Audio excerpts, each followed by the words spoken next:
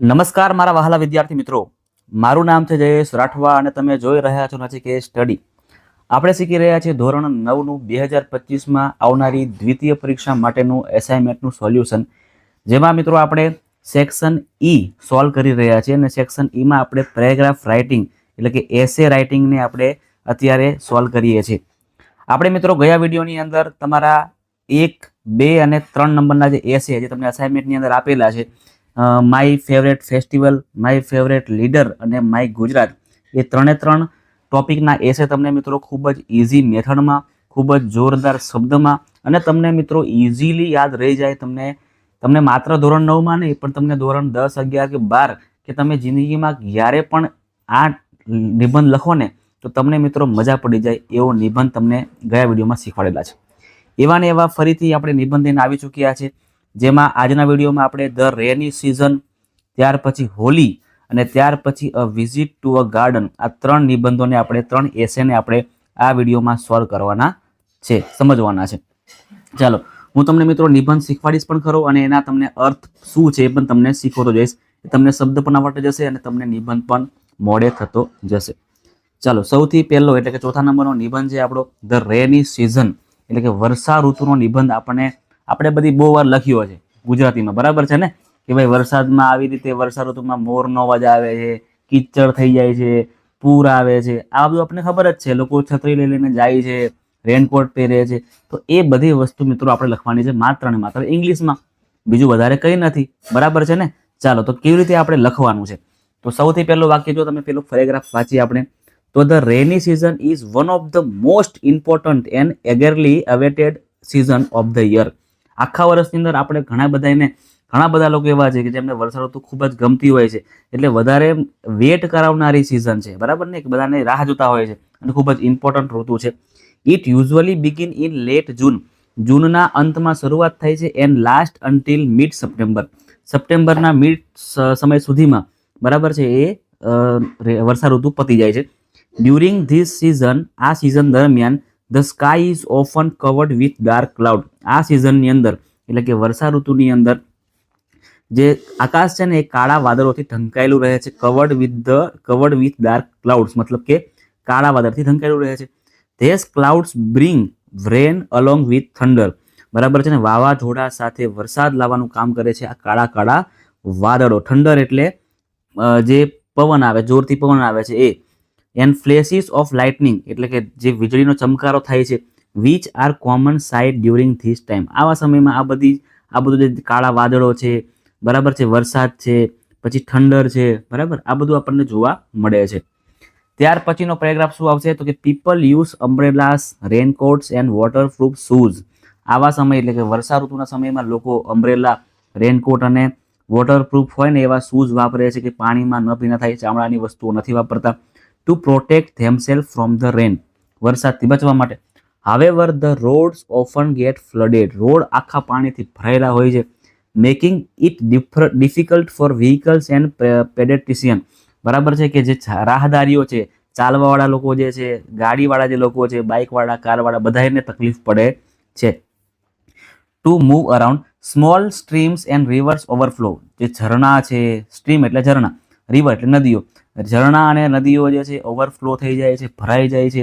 And in sum places heavy rainfall leads two flooding, અને કેટલીક વાર કેટલીક જગ્યાએ ઘણી બધો વરસાદ પડવાના કારણે ફ્લડ એટલે કે પૂરની સમસ્યા પણ જોવા મળે છે. નેક્સ્ટ આપણો પેરેગ્રાફ આવશે ફોર ચિલ્ડ્રન, બરાબર છે, બાળકો માટે શું? તો કે for children the rainy season is full of joy, એ લોકો માટે તો ઉત્સાહનો, આનંદનો અવસર જાણે સમજી લેવાનું. They enjoy playing in the rain, એ લોકો વરસાદમાં રમવાનો આનંદ લે છે. સ્પ્લેશિંગ ઇન પડલ્સ, બરાબર, ખાબોચિયામાં એ લોકો છપકારા કરે છે. એન્ડ મેકિંગ પેપર બોટ્સ બનાવે છે અને કરાય છે. To float in the water, farmers on the other hand, આ જે ફાર્મર છે, ખેડૂતો છે, એ find this season crucial for their livelihood, એ લોકો માટે તો આ ઋતુ ખૂબ જ ઇમ્પોર્ટન્ટ છે, એ લોકોને જીવવા માટે ઇમ્પોર્ટન્ટ છે.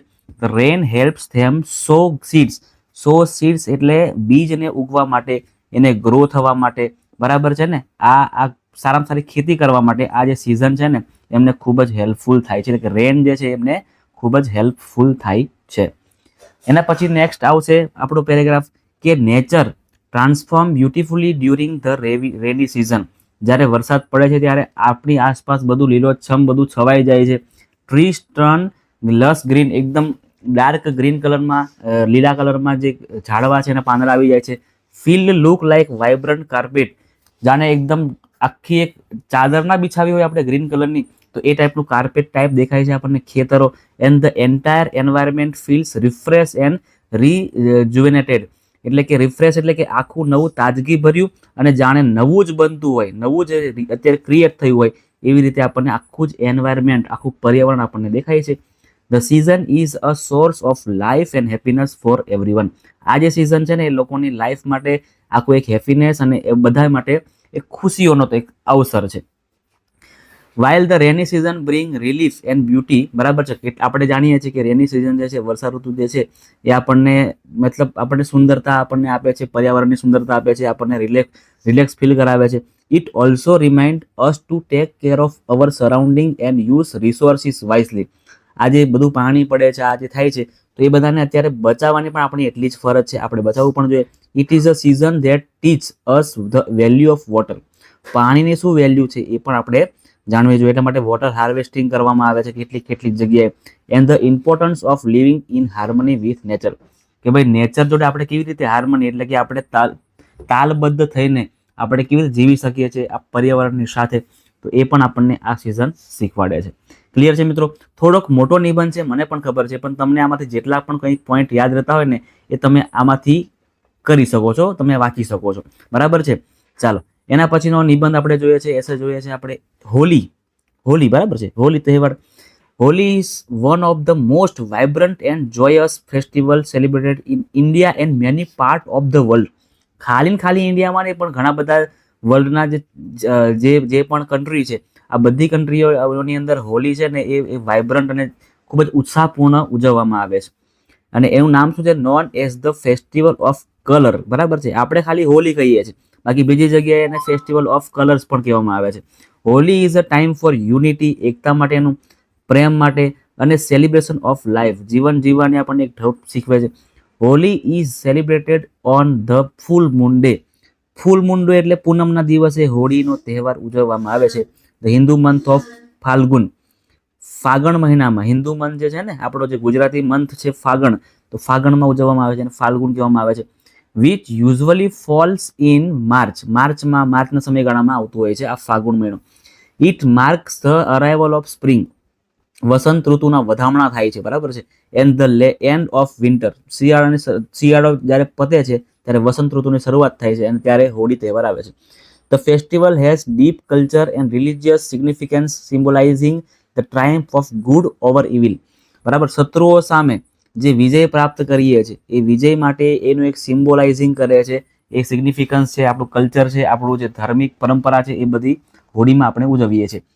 ધ સ્ટોરી ઓફ હોલી, હવે તમને સિમ્પલ સ્ટોરી કહું કે હોળીની શું સ્ટોરી છે, તો the story of Holi revolves around the legend of Prahlad. આખી જે સ્ટોરી છે ને પ્રહલાદના પર ડિપેન્ડ છે. And his evil aunt Holika, અને એ પ્રહલાદને મારવા માટે આવેલી એની જે ફોઈ છે, આંટી કહેવાય ઇંગ્લિશમાં, બાકી ફોઈ કહેતા હોઈએ, Holika. Prahlad was the devotee of lord Vishnu. Devotee એટલે એ ભક્ત હતો કોનો? લોર્ડ વિષ્ણુનો. While his father the demon king Hiranyakashipu જે એના પપ્પા હતા, wanted him to worship only himself. એને એવું કહેતા હતા કે ભાઈ તું ખાલી મારી જ સેવા કર, મારી પૂજા કર, તું વિષ્ણુ ભગવાનની પૂજા ના કરીશ. એવું કોણ કહેતું હતું? હિરણ્યકશિપુ કહેતો હતો. અને એના કારણે એને નહીં ગમ્યું અને એટલા માટે એને પનિશ કરવા માટે, પ્રહલાદને એને સજા આપવા માટે હોલિકાને બોલાવવામાં આવે છે. હોલિકા કોણ છે? તો Holika who was immune two fire. એને આગ ન લાગી શકે એવું એને વરદાન મળેલું હતું કે ભાઈ આગથી બચી શકે છે, આગ ન લાગી શકે. એટલે fire try to burn him alive by sitting with him in a fire. એ એના ખોળામાં બેસાડીને એને મારવાનો પ્રયત્ન કરે છે. હાવેવર હર ઇમ્યુનિટી ફેલ, જે એનું વરદાન છે ને એની ઇમ્યુનિટી છે ને એ ફેલ થાય છે અને એ હોલિકા પોતે મરી જાય છે. And she was consume by the flame, એ આગની જ્વાળામાં ભરાઈ જાય છે. અને વાય પ્રહલાદ ઇમર્જ અનહાર્મ, એટલે પ્રહલાદ છે ને એ તો વિષ્ણુ ભગવાનનો ભક્ત છે એટલે એ બચી જાય છે. ડન. આવી રીતે આપણે થોડુંક લખવાનું છે. On the eve of Holi, આ હોળીના તહેવારમાં પીપલ ગેધર ટુ પરફોર્મ અ રિચ્યુઅલ કોલ્ડ હોલિકા દહન. જ્યારે રાત પડે છે, સાંજ પડે છે ત્યારે હોલિકા દહનનો પ્રોગ્રામ રાખવામાં આવે છે. ધ બોન ફાયર એટલે કે હોળી જે પ્રગટાવવામાં આવે છે લાકડા દ્વારા, એ bonfire is lit symbolizing the burning of Holika and the destruction of evil. શત્રુનો નાશ થાય છે એટલે કે હોલિકાનો નાશ થાય છે એવું વિચારીને શત્રુઓનો નાશ થાય છે એવું સિમ્બોલાઇઝિંગ કરે છે. સમ પીપલ ઓબ્ઝર્વ ફાસ્ટિંગ, કેટલાક લોકો ઉપવાસ પણ કરતા હોય છે, પૂનમ હોય છે એટલા માટે. On Holi as a form of devotion and spiritual cleansing, બરાબર છે ને, કે એક ડેવોશન અને સ્પિરિચ્યુઅલ ધાર્મિક છે, પરંપરા છે પ્રમાણે એ લોકો ફાસ્ટ કરે છે. They break their fast after offering prayers to the fire and performing rituals. Holika દહનની આસપાસ જે ફેરા ફરે છે આવી રીતના એની પ્રદક્ષિણા કરે છે. પ્રદક્ષિણા કર્યા પછી એ પોતે પોતાનો ફાસ્ટ છે બ્રેક કરે છે, તોડે છે.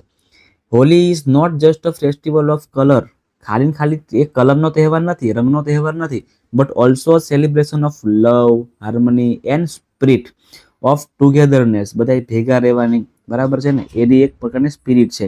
It remain us to overcome negativity, બરાબર છે. હોલિકાને આપણે જ્યારે બાળીએ છીએ તો એને આપણે એવું કહીએ છીએ કે આપણી નેગેટિવિટી છે એ દૂર થાય છે, નકારાત્મકતા દૂર થાય છે. એન્ડ એમ્બ્રેસ જોય, ખુશીઓ, unity and positivity in our life. આ હોલિકા બાળીને આપણે નેગેટિવિટી દૂર કરીએ અને ઉત્સાહ લાવીએ છીએ, આનંદ લાવીએ છીએ, એકતા લાવીએ છીએ અને જીવનમાં હકારાત્મક આવે એ આપણે કરીએ છીએ. એટલે આવી રીતે આપણે નિબંધને લખવાનો છે હોલી વિશે. ત્યાર પછી આજનો આપણો છેલ્લો નિબંધ વાંચીએ આપણે. A visit to a garden, ગાર્ડનમાં વિઝિટ કરવા જવાનું છે એનો આપણે એક નિબંધ લખવાનો છે. તો last Sunday I visit a beautiful garden, સુંદર ગાર્ડનમાં વિઝિટ કરેલી છે. And it was a delightful experience, ખૂબ જ સુંદર અને આહલાદક એક્સપિરિયન્સ થયો છે એ આપણે કહીએ છીએ. The garden was full of lush green trees, એકદમ લીલાછમ ઝાડવાઓથી ભરાયેલું છે. કલરફુલ ફ્લાવર્સ છે, રંગબેરંગી ફૂલો છે. એન્ડ નીટલી અરેન્જ પ્લાન્ટ્સ, એકદમ નીટલી, એકદમ કહેવાય ને કે સ્વચ્છ અને સુધડ રીતે ગોઠવાયેલા પ્લાન્ટ્સ એમાં બધા મૂકેલા છે એટલે આપણને સરસ લાગે છે. ગમે તેમ પ્લાન્ટ નથી ઉગેલા પણ એક લાઇનસર બધા પ્લાન્ટને ઉગાડવામાં આવેલા છે. Their fragrance fill the air creating a refreshing atmosphere, જે ફૂલોમાંથી જે સુંદર મજાની જે સુગંધ આવે છે ને એ સુગંધના કારણે આખું જે એટમોસ્ફિયર વાતાવરણ છે એ રિફ્રેશિંગ થઈ જાય છે. At the centre of the garden was a stunning fountains, ગાર્ડનના સેન્ટરમાં ફાઉન્ટેન મૂકેલા છે.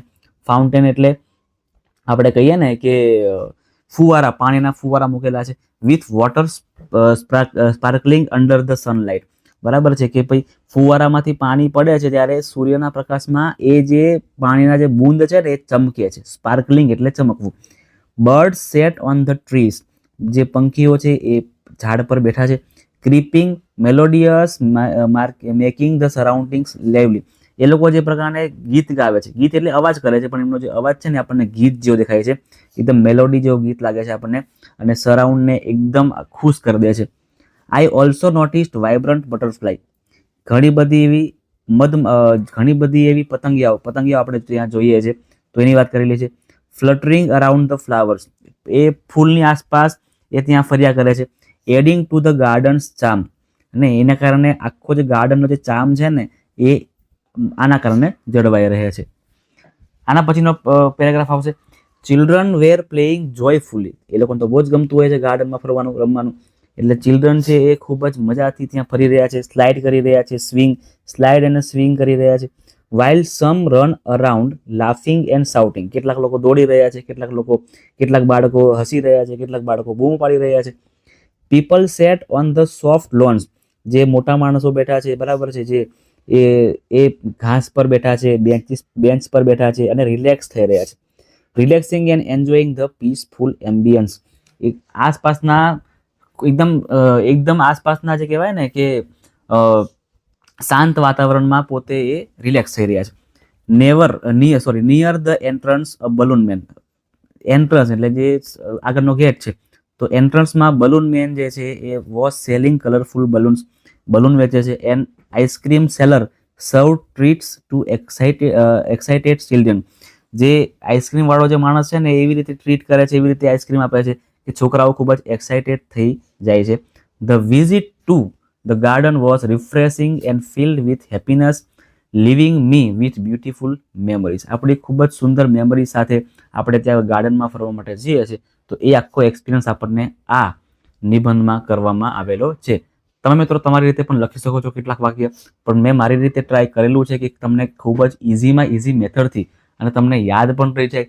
તમારા જે પણ એસાઇનમેન્ટમાં જે કંઈ પણ મુદ્દા આપેલા છે ને એ બધા મુદ્દા કવર થઈ જાય, બધા પોઈન્ટ્સ કવર થઈ જાય ને એવી રીતે આપણે આ નિબંધને બનાવવામાં કરેલું છે. બનાવવામાં મિત્રો આપણે તમને હેલ્પ કરેલી છે.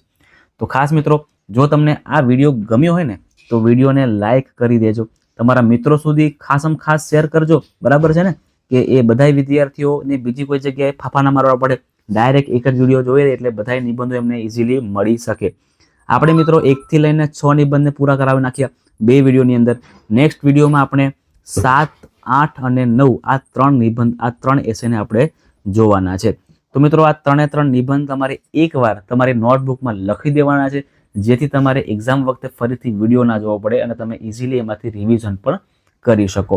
મળીએ છીએ નેક્સ્ટ વિડીયોમાં. ત્યાં સુધી મિત્રો નિબંધને વાંચી લેજો અને એને યાદ કરી લેજો.